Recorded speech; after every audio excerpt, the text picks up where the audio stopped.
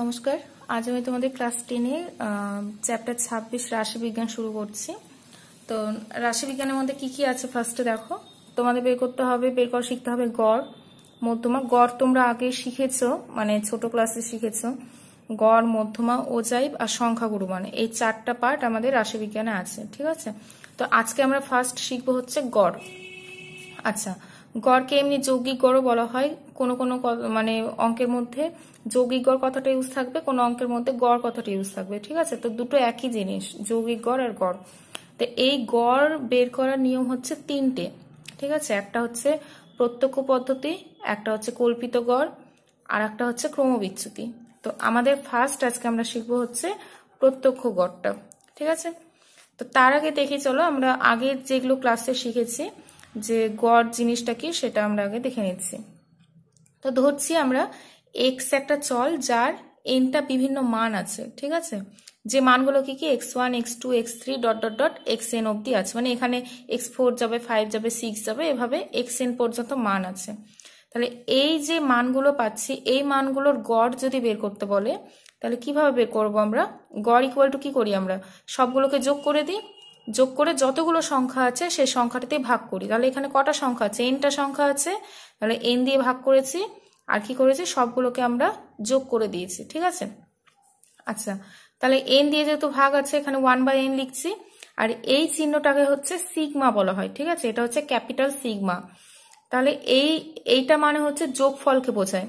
এ দেখো, এতগুলো যে প্লাস প্লাস করে লিখেছি, এই যে এইটার যোগফলটা এতগুলো না লিখে আমরা যদি শুধু এই চিহ্নটাকে দিয়ে দিই, তার মানে এটাকে, এই যে চিহ্নটা হচ্ছে পুরো যোগফলটাকে বোঝাচ্ছে। তাহলে সিগমার মান কত? এই যে সিগমা কোথা থেকে কততে যাচ্ছে? i ইকুয়াল টু 1 টু কত n পর্যন্ত, ঠিক আছে। এখানে দেখো x1 x2 x3 dot dot dot dot dot xn পর্যন্ত আছে। তো আমরা অতগুলো না লিখে আমি xi লিখছি শুধু। যেখানে কি বসবে, i এর জায়গায় একবার 1 বসাবো, i এর জায়গায় একবার 2 বসাবো, i এর জায়গায় একবার 3 বসাবো, এভাবে কতটা পর্যন্ত বসাবো আমরা? n অবধি। আচ্ছা, আর একটা জিনিস যেটা, যে গড় লিখে আমি লিখেছি x এর মাথায় একটা দাগ, এটাকে বলছে x বার, ঠিক আছে। গড়কে বোঝাই, এই যে x এর মাথায় একটা দাগ দিলে ওটাকে x বার বলা হয়। ওটা মানে কি x এর গড়গুলোকে বোঝায়, কারণ এই যে এটা তো x এরই মান বের করছে, তার মানে কি এটা x এর গড় বোঝাচ্ছে। আচ্ছা, এবার সিগমা নিয়ে আমি কিছু অঙ্ক দেখাচ্ছি, তোমাদের বুঝতে একটু সুবিধা হবে। যেমন দেখো, ফার্স্ট অঙ্কটা এটা বলেছে আই এর মান কত বলেছে? 1 থেকে 10 অবধি যাবে, আর এখানে xi বলেছে। তাহলে এই চিহ্নটা মানে কি? যোগফলকে বোঝাচ্ছে। আর আই এর মান একবার কত বসাবো? 1 বসাবো, একবার 2 বসাবো, একবার 3 বসাবো, এভাবে কত অবধি যাবো? 10 অবধি। তাহলে আই এর মান একবার 1 যোগ আই এর মান একবার 2 যোগ আই এর মান 3 যোগ 4 5 6 7 8 9 10, এতটা। এটাই হচ্ছে এই যে সিগমার ভ্যালুটা, এটাকে বলছে। আচ্ছা, এরপরে 2 নম্বর অঙ্কে আসছি। 2 নম্বর অঙ্কটা আমাদের এটা দিয়েছে। এই অঙ্কটা শর্ট কোশ্চেন হিসেবেও দেয় এক্সামে। তো দেখো, এখানেও আয়ের মান কত বলেছে? 1 থেকে 10, ঠিক আছে। এই চিহ্নটা মানে কি? যোগফলকে বোঝাচ্ছে।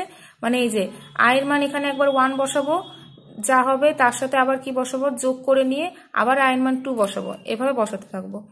দেখো 10 ইন্টু 1, আয়ের মান একবার 1 বসলো, যোগ করছি 10 ইন্টু 2, তারপর হচ্ছে 10 ইন্টু 3, তারপরে 10 into 4, 10 into 5, 10 into 6, 10 into 7, 10 into 8,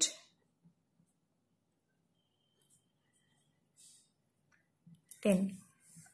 তাহলে এবার আমরা কি করব? এগুলোকে সব যোগ করবো। 10 ইন্টু 1 মানে কত? 10, তারপরে 20, 30, 40, 50, 60, 70, 80, 90 and 100। তো এবার এটাকে প্লাস করব, তোমরা প্লাস করবে, যেটা হবে এখানে এসে বসিয়ে দেবে, সেটা হচ্ছে অ্যান্সার, ঠিক আছে। আমি আর প্লাস করছি না, এখানে প্লাস করে এখানে এসে অ্যান্সারটা বসিয়ে দেবে।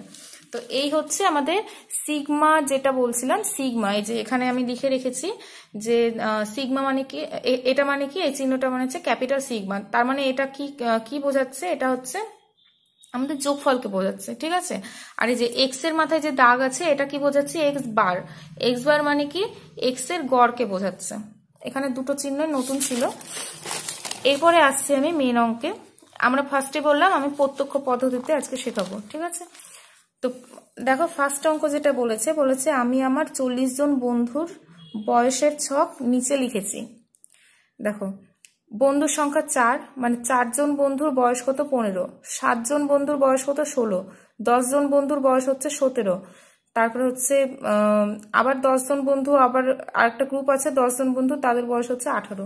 তো যাই হোক এভাবে একটা আমাদের ছক দিয়েছে। তো বলেছে যে আমি আমার বন্ধুদের বয়স প্রত্যক্ষ পদ্ধতিতে নির্ণয় করি, ঠিক আছে।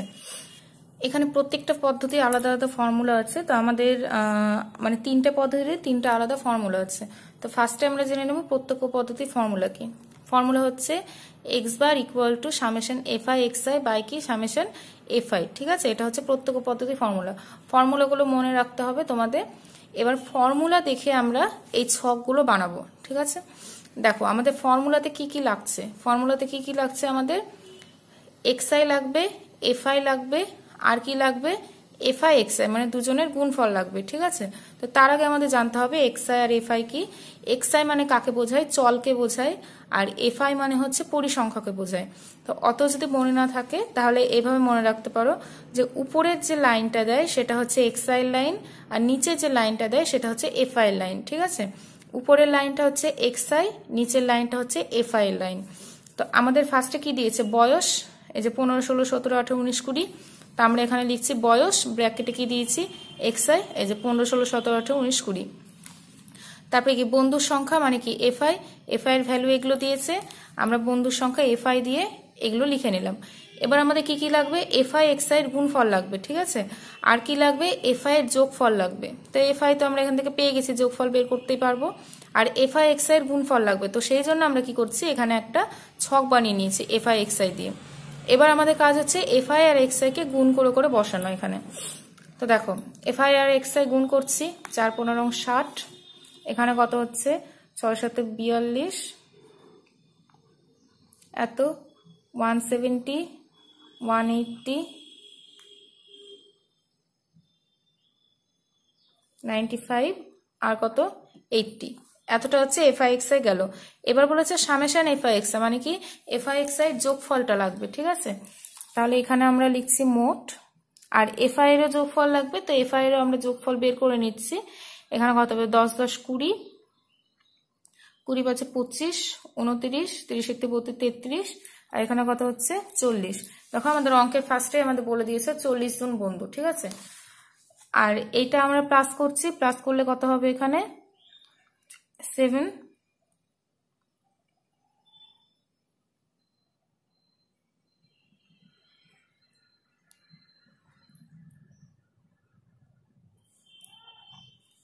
এটা হচ্ছে সামেশন কি যাচ্ছে এফ আই এক্স আই, এখানে লিখে দিচ্ছি summation F I X I, আর এটা কিসের ভ্যালু সামেশন এফ আই। তাহলে অতএব কল্পিত গড় বলছি, এখানে প্রত্যক্ষ গড় কত হচ্ছে, কি বলেছে যে গড় বয়স প্রত্যক্ষ পদ্ধতিতে নির্ণয় করো। তাহলে অতএব প্রত্যক্ষ পদ্ধতিতে গড় বয়স ইকুয়াল টু, যেহেতু আমরা গড় বয়স লিখে দিয়েছি তো সেহেতু এক্স বার কথাটা লেখার দরকার নেই। ফর্মুলা কি F I X I by কি সামেশন এফ আই, ঠিক আছে। তাহলে এফ আই এক্স আই মানে কত বেরোলো 697 বাই কত 40, তাহলে 697 বাই 40, 697 বাই 40, এটা ক্যালকুলেশন করছি কত হচ্ছে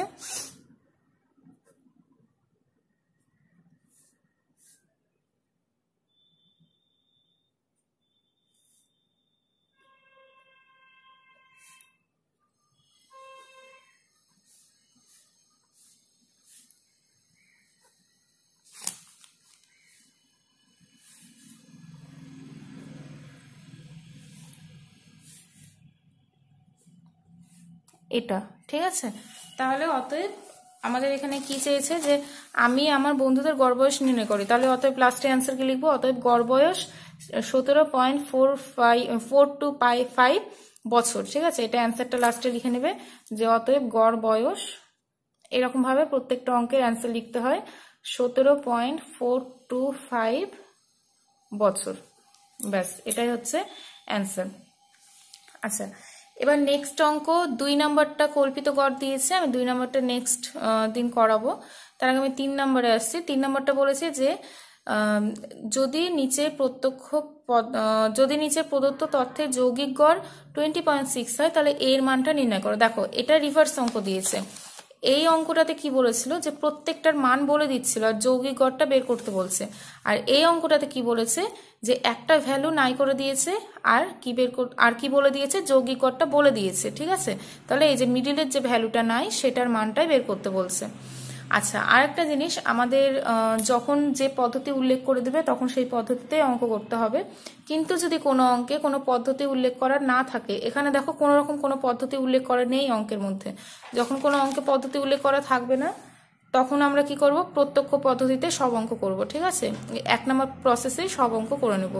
যদি পদ্ধতি উল্লেখ করা না থাকে বা যদি বলে দেওয়া থাকে যে কোনো পদ্ধতি, তাহলে আমরা প্রত্যক্ষ পদ্ধতি ইউজ করব, কারণ এটাতে একমাত্র ক্যালকুলেশন কম হয়। তো দেখো এরকম অঙ্কটা বলে দিয়েছে, আমরা কি করলাম আগের মতো আবার সাজিয়ে নিলাম অঙ্কটাকে। তো যেহেতু আমরা এটা প্রত্যক্ষ পদ্ধতিতে করব, তো সেই জন্য আমাদের কি লাগবে, এখানে FI/XI লাগবে। এবার আমরা এগুলো গুণ করে দিচ্ছি সব। 30, এটা কত হচ্ছে 150, এখানে হচ্ছে 25A, এটা হয় হচ্ছে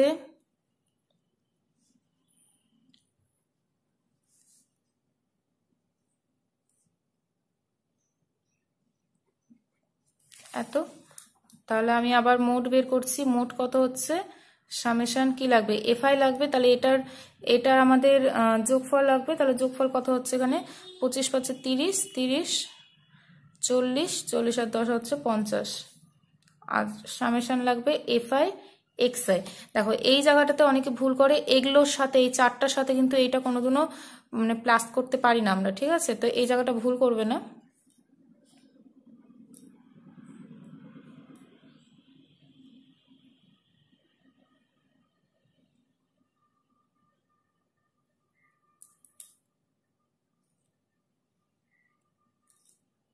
$530 প্লাস কত হচ্ছে 25A।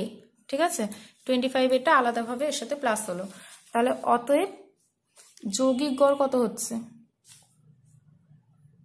যৌগিক গড় ইকুয়াল টু ফর্মুলা কি, সামেশন FI/XI বাই কি সামেশন FI। তার মানে 530 প্লাস 25A বাই কত হচ্ছে 50। আবার যৌগিক গড়টার ভ্যালু কত বলে দিয়েছে, বইয়ের মধ্যে আমাদের বলে দিয়েছিল 20.6। তাহলে শর্তে এটাও যৌগিক গড় আর ওটাও যৌগিক গড়, তাহলে শর্তে ওটা ইকুয়াল টু 20.6। তাহলে শর্তে 530 plus 25A by 50 equal to 20.6। তাহলে পয়েন্ট উঠাচ্ছে, এখানে নিচে বাই 10 আনলাম। এবার আমরা ক্রস করে মাল্টিপ্লাই করছি 10 এর সাথে এটা।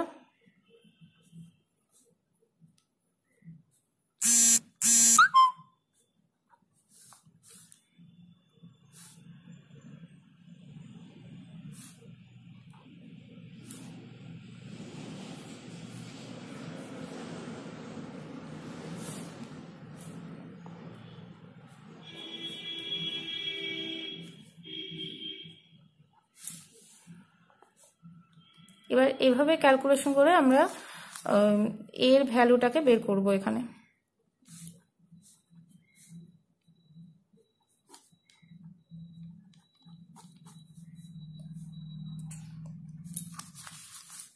therefore A ইকুয়াল টু কত 20, অতএব এর মান কত বেরোলো 20। এই হচ্ছে অ্যান্সার। ঠিক আছে, আচ্ছা নেক্সট হচ্ছে 4 নাম্বার অঙ্কটা সেম। ঠিক আছে, এই যে এখানে আমাদের এর আগের অঙ্কে চলের মধ্যে মানে XI এর একটা ভ্যালু মানে বলে দেয়নি, আর এখানে আমাদের P এর একটা ভ্যালু বলে দেয়নি। ঠিক আছে, কিন্তু একদম সেম অঙ্ক দুটোই। দেখো তাহলে এটাও আমরা প্রত্যক্ষ পদ্ধতিতে করব। অঙ্কটা যে টুকে নিয়েছি আগের মতো করেই। তাহলে এবার কি বের করব, মোট বের করব। আচ্ছা তার আগে আমাদের FI/XI গুলো বের করতে হবে। কত হচ্ছে এখানে 30, এখানে হচ্ছে 10P, 6 15 90, 200 আর এখানে হচ্ছে 125। তাহলে মোটটা বের করে নিব আমরা, সামেশন FI। তাহলে এফআই এর ভ্যালুটা কত হবে এখানে 6 12 12 10 22 22 27 প্লাস কত হচ্ছে পি, ঠিক আছে। আর সামেশন এফআই এক্সআইটা বের করছি, তাহলে এফআই এক্সআই বের করলে কত হবে, এখানে হবে 120, এখানে হবে হচ্ছে 320 320 420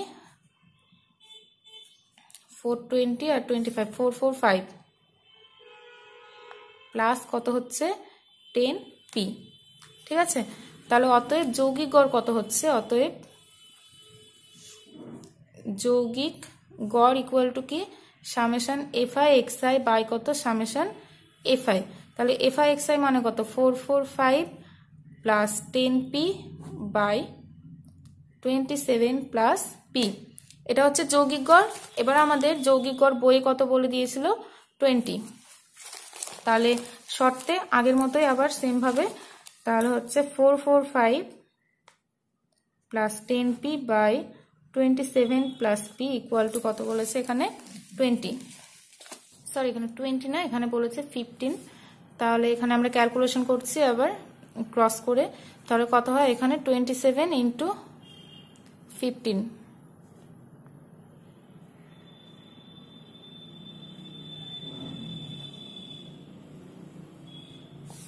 405 plus 15p equal to 445 plus 10p, তাহলে 15p minus 10p equal to 445 minus 405,